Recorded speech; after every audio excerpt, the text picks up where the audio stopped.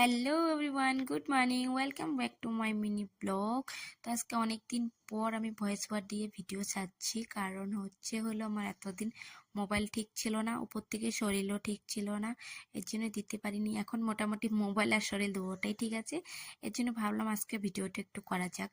তো সকালবেলা দেখো আমি আমার সমস্ত কিছু বাসি কাজকর্ম ছেড়ে চলে এসেছি স্নান করে এখন ঘরে। এখন আমি ঝটপট করে সিঁদুরটা দিয়ে চলে যাব পুজো দিতে, কারণ আজকে অনেকটা লেট হয়ে গেছে উঠতে উঠতে। তো এখন যাব পুজো দিতে, তো চলো। দেখো চলে আসলাম, আমাদের গোপুসোনা এখনো ঘুমোচ্ছে, অনেকটা লেট হয়ে গেলো আজকে গোপুসোনাকে উঠাতে। তো যাই হোক, আমাদের গোপুসোনাকে উঠিয়ে নিয়েছি, একটু আদর করে নিলাম। এখন আমাদের গোপুসোনাকে স্নান টান করিয়ে বসিয়ে দিয়েছি।